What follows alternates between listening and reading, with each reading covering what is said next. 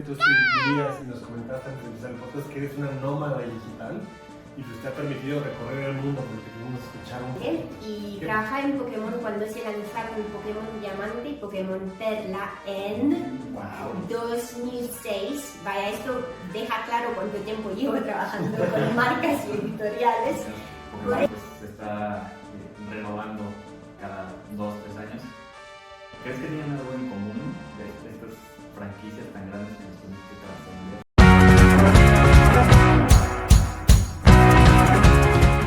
Hola y bienvenidos a Contraportada Podcast nuevamente, el podcast de libros donde generalmente mi amigo Iram y yo leemos un libro, lo discutimos un poco, le ponemos de nuestra cosecha y al final recomendamos o no dicho libro. Hoy tenemos un episodio diferente, un episodio muy especial. Tenemos a una invitada de lujo, una eminencia en el mundo de la editorial. Iram, ¿cómo estás? Bien, ¿tú qué tal, Vitos? También muy bien, emocionado porque hoy tenemos a Laura Di Giuseppe con nosotros. ¿Cómo estás, Lau? Muy bien, muchas gracias. Estoy muy emocionada también. Qué bueno, es un gusto tenerte aquí. Un gusto, Lau. Muchas gracias por venir, muchas gracias por aceptar la invitación y gracias a Amanda que nos dio esta idea maravillosa y a Jos que nos los prestó un rato. Entonces, pues bueno, ¿qué más que decir? El primer episodio también de Contraportada grabado en vivo, ¿eh? Ahí también tenemos público, audiencia. Sin precedentes. Iram, ¿quién es Laura Di Giuseppe? Laura Di Giuseppe, licenciada en licenciatura por la Universidad de Bolonia y con un máster en periodismo internacional, además de tener un doctorado en ficción traducida por la Universidad City University of London.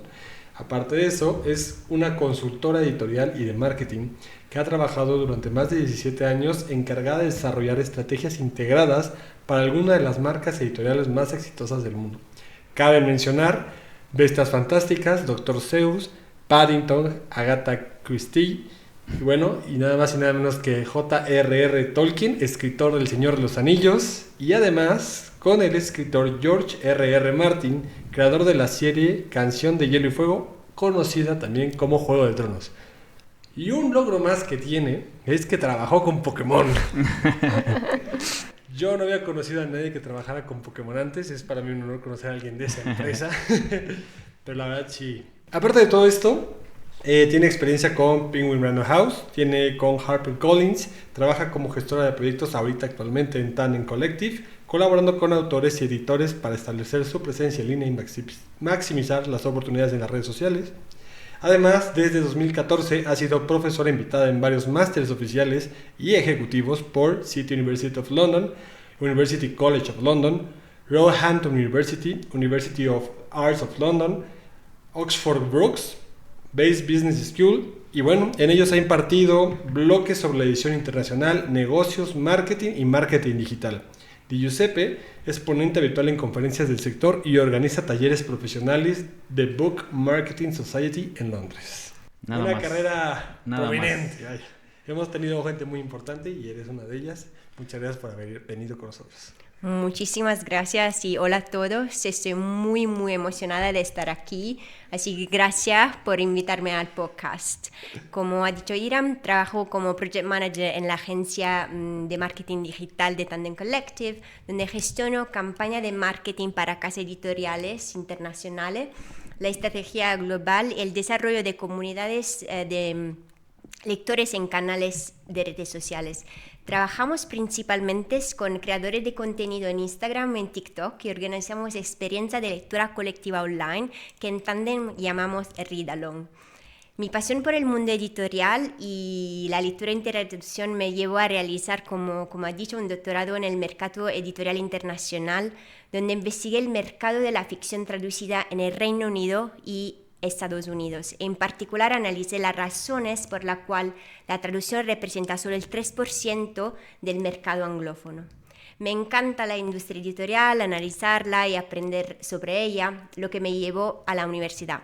Pero también me encanta todo lo que sea movimiento, el yoga, la danza, hasta el freediving. Cuando era muy pequeña me habían dicho que tenía que elegir, ¿te gusta el libro o te gusta el movimiento? Yo pienso que no, pienso que podemos hacer los dos. Ambos. Sí. Eres una viva imagen de ello. O sea, realmente tú sí dirías, y nos comentaste antes de empezar el podcast, que eres una nómada digital y pues te ha permitido recorrer el mundo, por lo que pudimos escuchar un poquito. ¿Qué país, aparte de los que ya mencionaste, te gustaría visitar? A la fin del mes voy a Brasil, así que soy muy emocionada de ir a Brasil y conocer editoriales en Río también. Y sí, esto.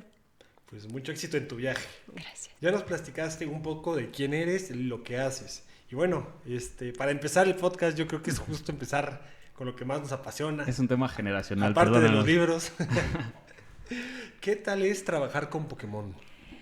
La verdad es que trabajar en Pokémon fue una experiencia increíble. Mi enfoque era editorial, así que me encantó la oportunidad de colaborar con editoriales de todo el mundo para la publicación del libro de Pokémon, como guías estratégicas, look and find y revista. Viajé muchísimo y desde la Licensing Show de Las Vegas hasta la de Nueva York y MIPCOM y MIPTV en Cannes, que son uno de los eventos más reconocidos para contenido televisivo y digital. Además, tuve la oportunidad de visitar todos los editores en Europa, lo que me permitió de conocer diferentes mercados y adaptar nuestras estrategias para cada región. Sin duda fue una experiencia emocionante y también Pokémon me permitió de adentrarme y comprender mejor la cultura japonesa. Desde su rica mitología y diseño hasta la atención al detalle en cada criatura, Pokémon refleja muchos aspectos de la cultura japonesa, lo que hizo este trabajo increíble, súper fascinante. ¿Y ya conocías Pokémon antes de trabajar con ellos? Sí, lo conocía, pero estaba ya en la universidad, así que como empecé, mi pasión la verdad empezó cuando empecé a trabajar con ellos. Bueno, okay. Y la pregunta obligada, ¿tienes un Pokémon favorito?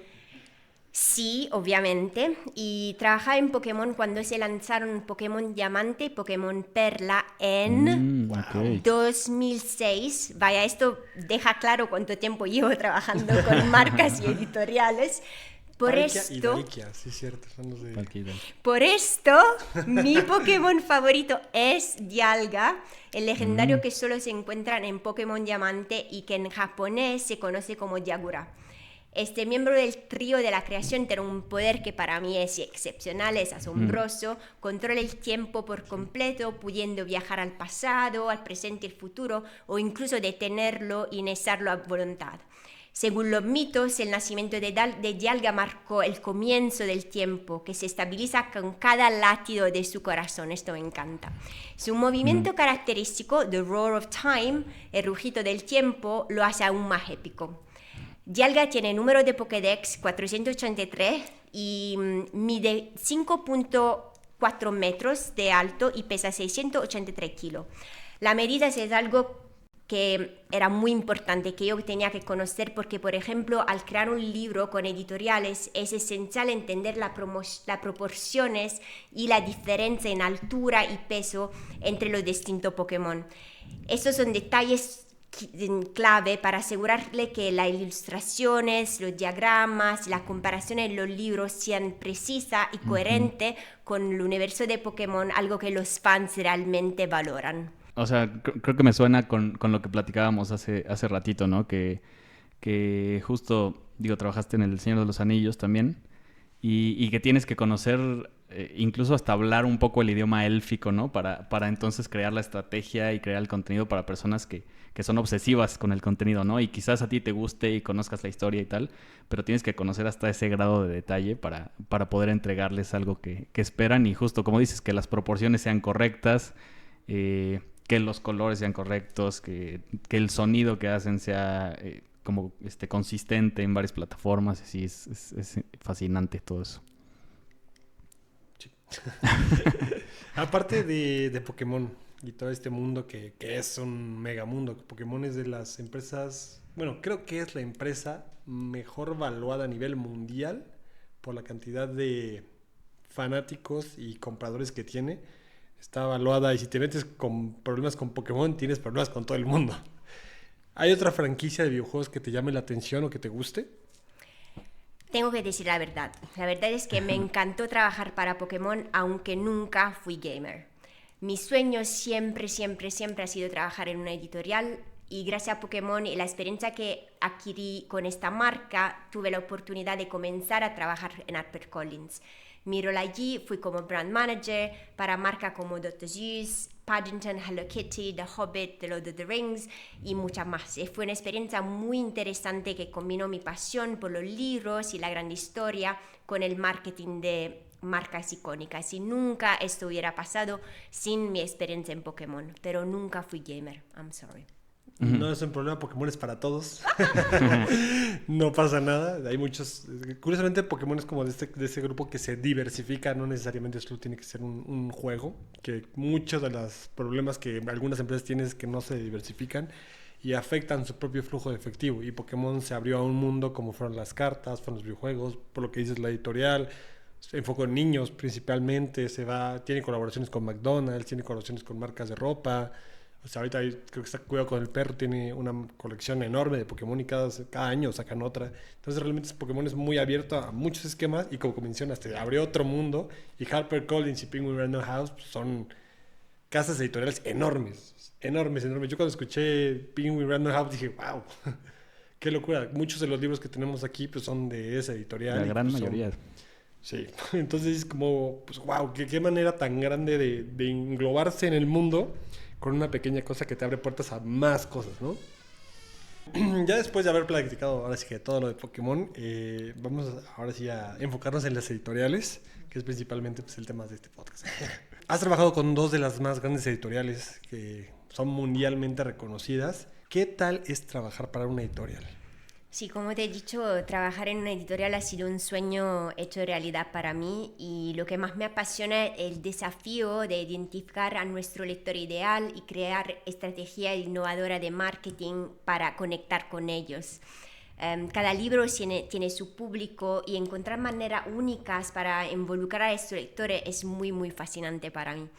Me encanta combinar el análisis de los datos, la creatividad y la tendencia cultural para desarrollar campañas que no solo promocionen un libro, pero también generen una experiencia memorable para el lector. Ok.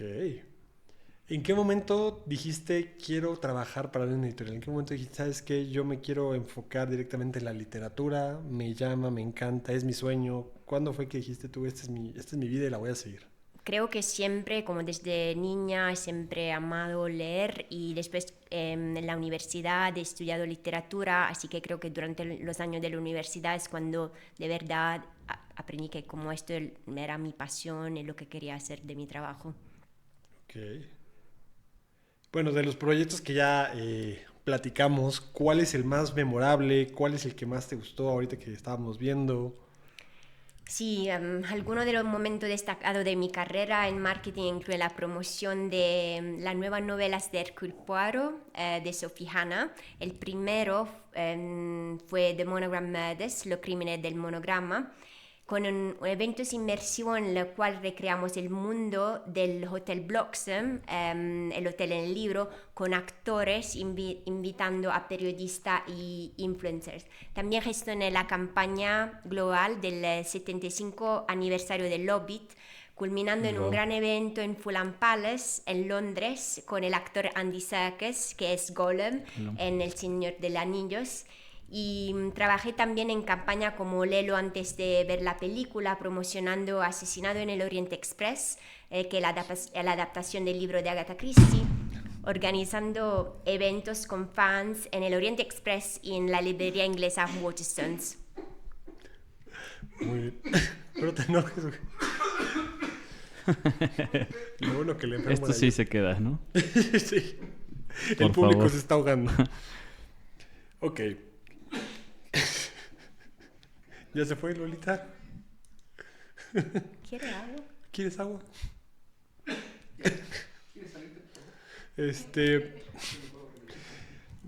Después de haber trabajado tantos proyectos, ¿qué es lo más difícil de trabajar con autores? Creo que lo más difícil de trabajar con autores es entender que han invertido años en sus libros, por lo que la campaña de promoción debe reflejar fielmente el sentimiento y el tema de su obra. Es un equilibrio delicado entre honrar su visión y conectar con el público. Además, en marketing digital y redes sociales nos encontramos con todos tipos de autores. Tenemos algunos que son muy avanzados en el uso de redes sociales y disfrutan interactuar con sus lectores online, mientras que otros necesitan formación y a veces son reacios a participar activamente en redes. Así que es importante que nos adaptamos a cada estilo de autor y así que podemos construir una estrategia que sea exitosa por la promoción. Ok. En estas adaptaciones que mencionas, digo, al final de cuentas un libro pues es la pasión de una persona y refleja todos los sentimientos e ideas que tienes. Y bueno, tú lo has de ver más que nadie porque seguramente relees los libros mucho. ¿Qué tan difícil es para alguien como un escritor de repente ver su obra plasmada no tan bien como él la pensó o como la escribió?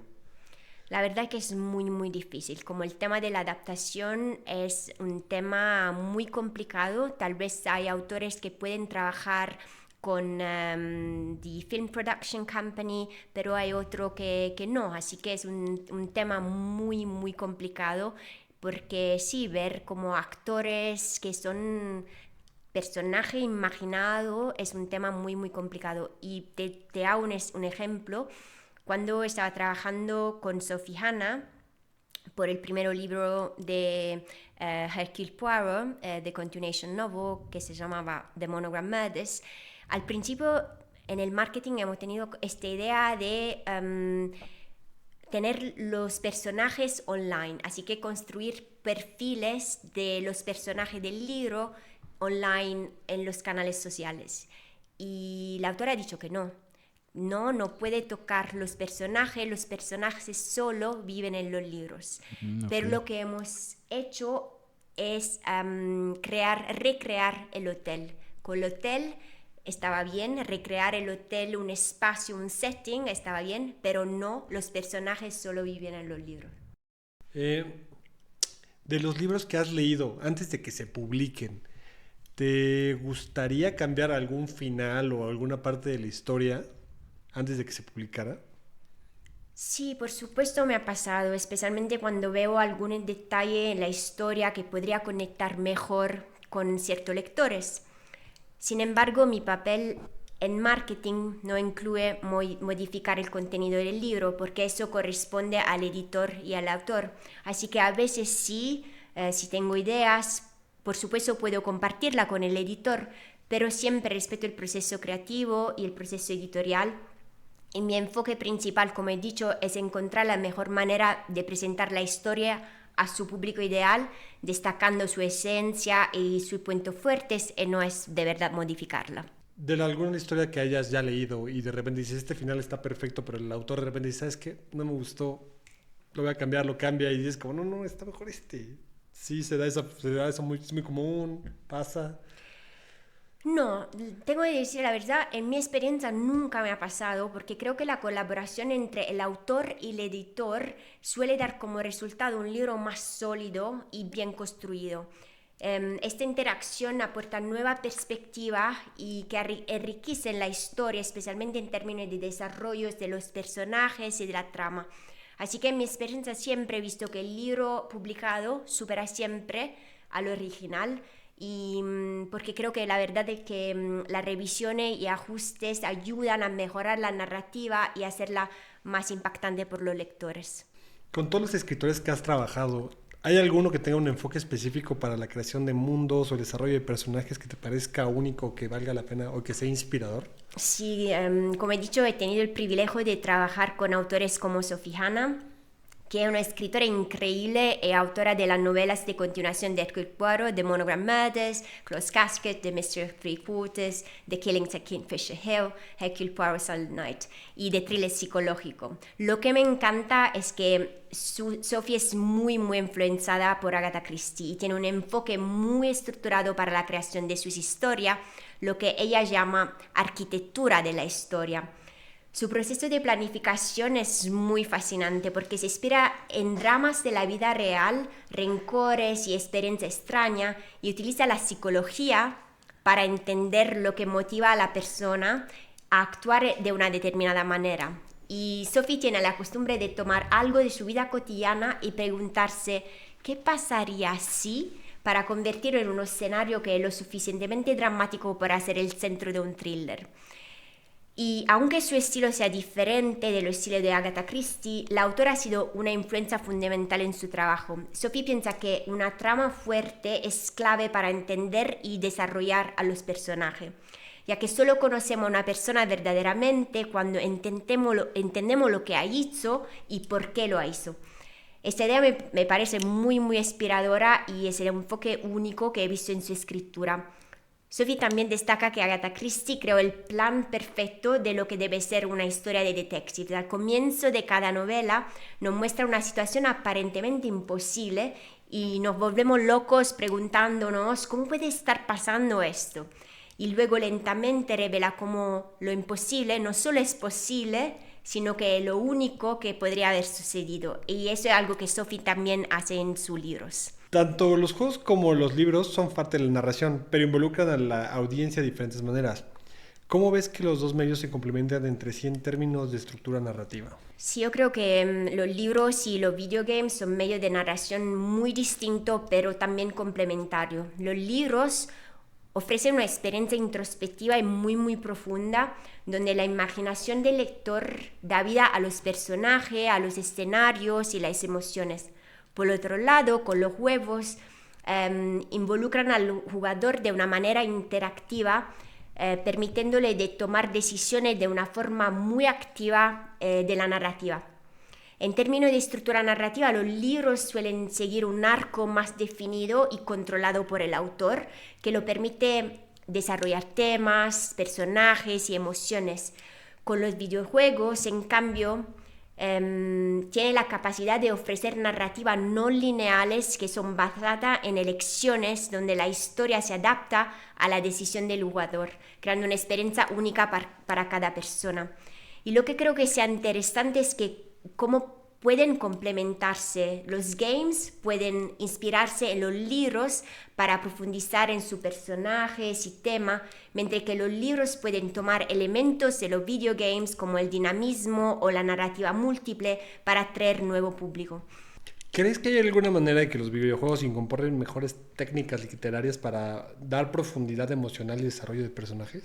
Sí, creo que sí. Definitivamente los videojuegos pueden incorporar técnica literaria, por ejemplo, la estructura narrativa complejas como tramas no lineales o perspectivas múltiples. Permite a los jugadores explorar historia desde diferentes ángulos, añadiendo riqueza y profundidad.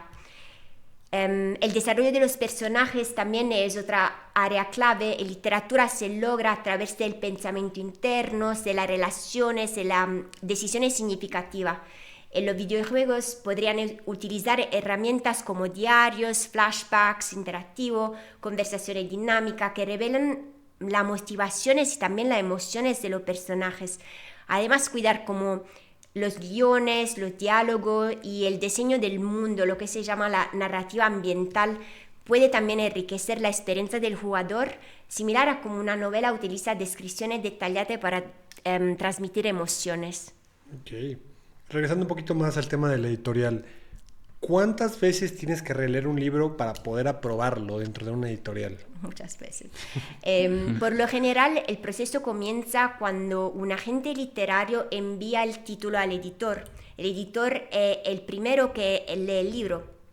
Después se distribuye a los distintos equipos, desde las ventas hasta el marketing y las relaciones públicas. El equipo de ventas evaluará las previsiones de ventas, el marketing definirá el público y el de relaciones públicas identificará las oportunidades para entrevistas y eventos con el autor. En la reunión de adquisición, que es muy importante, todos los equipos discuten el potencial del libro. Si es adquirido, comienza el proceso editorial que incluye la edición del manuscrito. El libro final suele diferir mucho del manuscrito original, por lo que en marketing solemos leerlo 3 veces.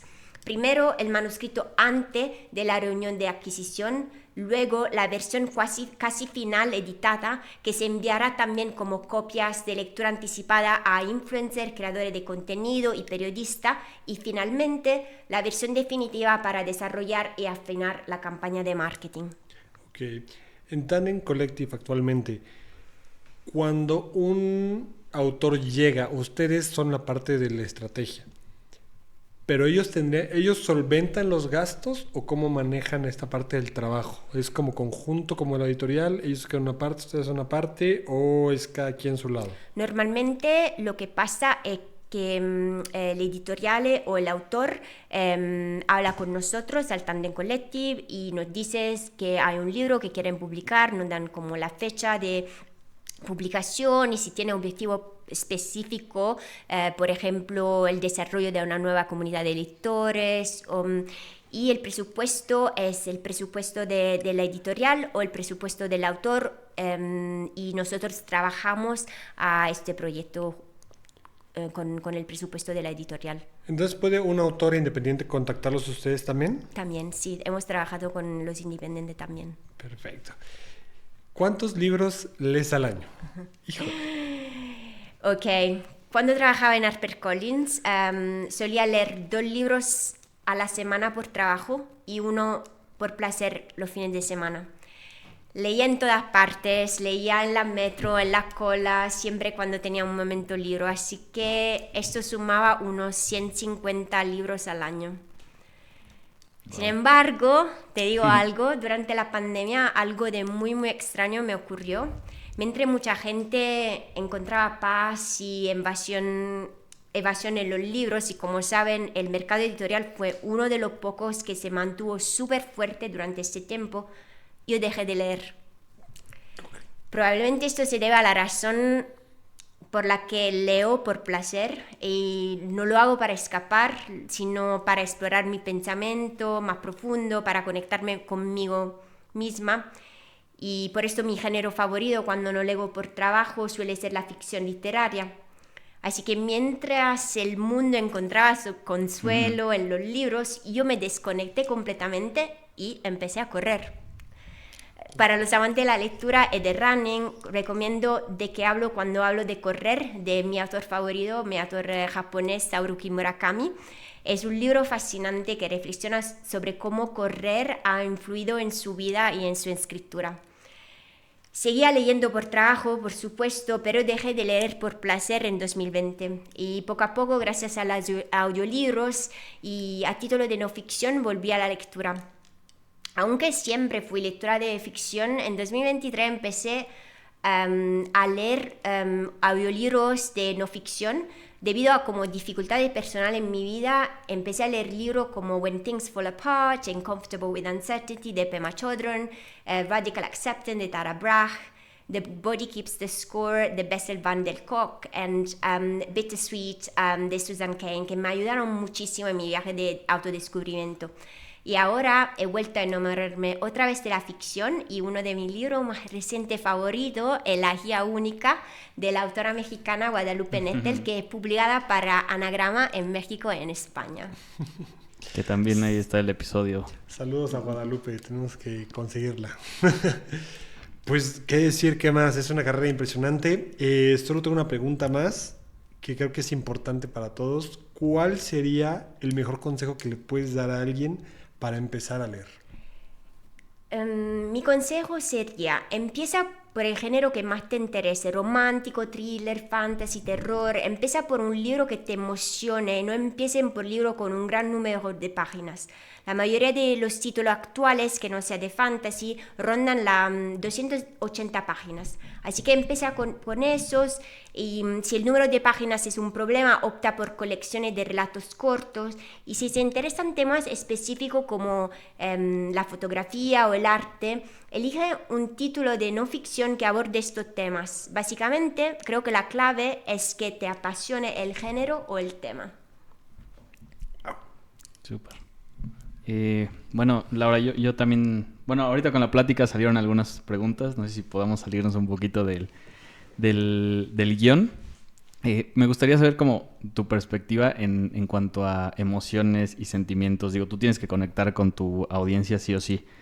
Desde tu punto de vista, ¿cuál es el sentimiento que más conecta? No sé, voy a decir algunos, o sea, como nostalgia o miedo o de plano amor. O desde tu perspectiva, pues no sé, unos 2 o 3 para no meterte en problemas, pero... Sí, creo que como sabéis que ahora el género que es como más fuerte es el romantasy. Así creo que el tema del amor y un tema de escaparse de la realidad son los dos aspectos más importantes, creo, en la literatura actual.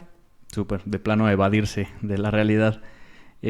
Y otra duda que me surgía era ¿qué hace, o qué dirías tú que hace que Pokémon, que El Señor de los Anillos, que Dr. Seuss trasciendan generaciones, ¿no? Porque pues ya hemos visto que el Grinch sale en una generación, 20 años después vuelve a salir.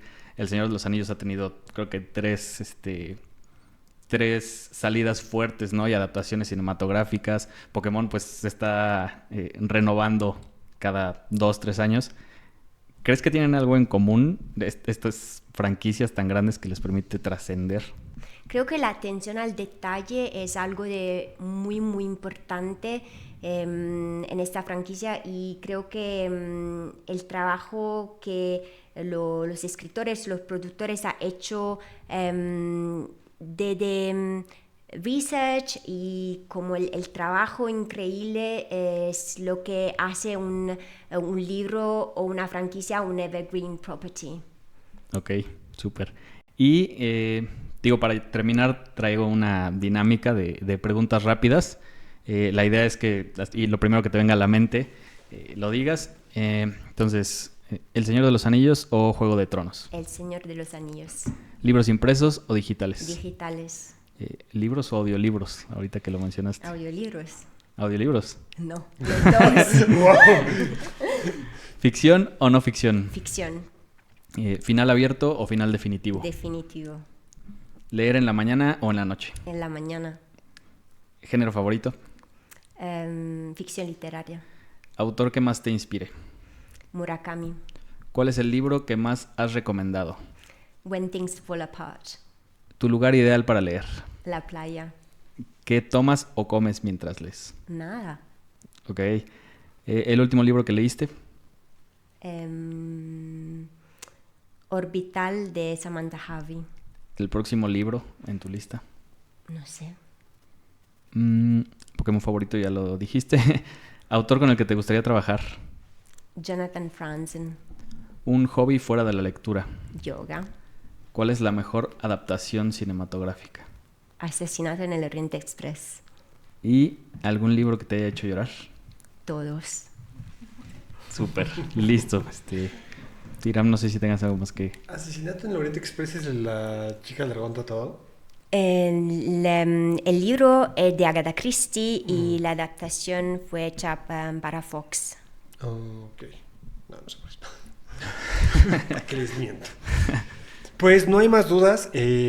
Muchas gracias por haber venido. Muchísimas gracias a vosotros. Gracias por toda la información, por todo el apoyo, por todo el conocimiento. Un honor, un placer tenerte. Creo que es muy divertido conocer a personas que tienen esta oportunidad de apoyar tanto en la cultura popular. Y bueno, pues, ¿qué más decir? Fitos.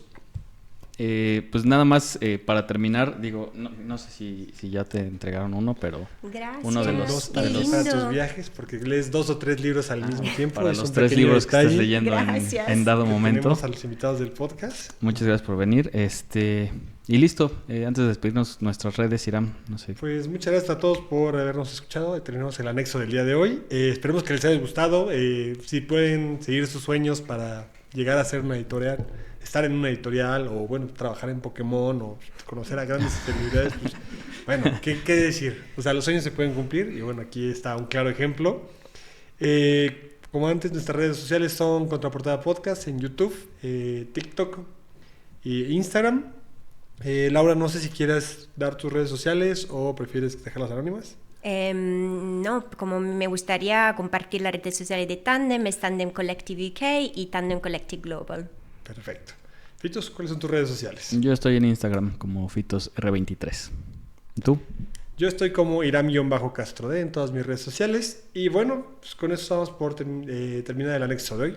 Sí, nos escucharemos en la siguiente ocasión, donde hablaremos del libro Martes con mi viejo profesor, de Mitch Albom. No se lo pierdan. Nuevamente, muchas gracias por escucharnos, muchas gracias por venir, Lau. Y recuerden, amigos, leer 10 páginas al día hacen 12 libros al año. Chau, chau. Chao, chao. Ya puedes toser.